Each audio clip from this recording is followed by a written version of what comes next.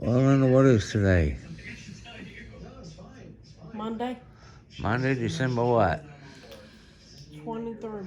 23rd, 2024. Mm-hmm. And you don't have a colostomy no more. You have an ileostomy now, right? Mm-hmm. And the ileostomy is a whole lot harder to manage, isn't it? Yep. Yeah. And before you got it, what did I recommend? What was my recommendation? Keep the colostomy. Yeah, not to have the surgery, right? Mm-hmm. But I can't make those decisions for you, can I? All I can do is advise, tell you what my opinion is. I don't know. Mm-hmm. Yeah, and then you got to make your own decision, right? Right? Yeah. Nowhere in the house will you see a Christmas tree, huh? Love you, Mommy. I'll do. Well, you know, what I tell you now? Now you have more than just a colon that's been cut in half. Now you got the small intestine and the large intestine. Both of them been cut. They both have failure rates on the reattachment or the reversals. The reversals have failure rates, 70-80%. Success means, you know, there's a failure rate in all of them, so many. What is it if you got 80% good and 20% bad? What's your chance of having a bad one out of every 100? 20% chance. 1 out of 20, 20 out of 100. Every 20 out of 100. So out of 100 surgeries, you got a 1 in 20 chance of being the one that fails. And 20 people out of 100 it fails on. That's some horrible fucking odds if you ask me. Yeah. Do we have any Christmas trees up in our house, Linda? No. Any lights on it anywhere? No. Nothing to do with no Christmas celebration? Mm-hmm. But we're making a turkey right now, right? Yep. Yeah. So, yeah, just wanted to make a little video. December 23rd. So what's your plan with the ileostomy now? What? There's no reversal date as far as we know, huh? It's going to be quite some time, right? Probably.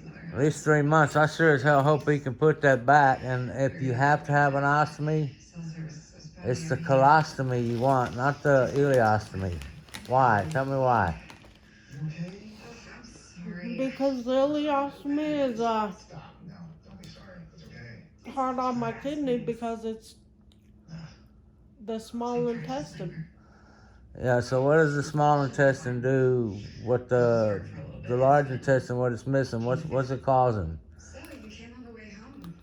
It causes dehydration. I know, by loose stool. It makes a very loose stool, almost like water, man. Non-stop diarrhea. It's very loose all the time because the small intestine, and then it takes a lot of the nutrients out in the small intestine, but not all of it. But the moisture in the water and things of that nature absorb through the large intestine, the colon. And the colon hardens it up and stiffens it up. Okay? So the ileostomy coming from the small intestine is going to make an automatic loose stool on everybody.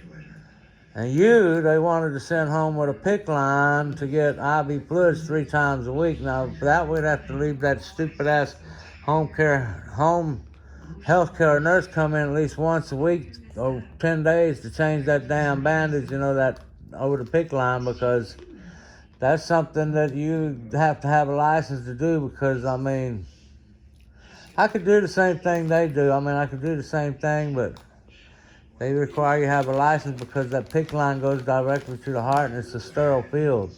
That way, if something goes wrong with an infection there, but they'll just deny it anyway, like they do, Linda. They'll say that the PICC line itself is a source of infection. If it gets infected, it won't be the one's fault that was taking care of it, you understand? Yeah. Unless we're doing it ourselves, then it'd be our fault. But if it's a licensed, registered professional, so-called professional, then no, even if it gets infected, it won't be their fault. They'll have nothing to do with it. But you see, if we're doing the exact same thing and it gets infected, then, but Dr. Sunstein's method would have got you infected before mine did, right? On that big wound in your back. Tell me how that would have happened. Because Dr. Sunstein used that dirty water when it was really dirty Yeah, here. when we had an issue problem here, he rinsed he unpacked your wound and he rinsed the gauze with bacteria-filled water out of Galveston tap, right? Yep. Yeah, when we had that nasty water here, something really got in it real bad. And me, I was using saline solution and, sterile saline solution, right? Sterile. IV push and things of that nature, right? Mm-hmm. Yep. Flushing it out and rinsing the cotton down, getting it moist with sterile fluids. So as soon as we came home after he packed that with that nasty water, what happened? I unpacked it, right?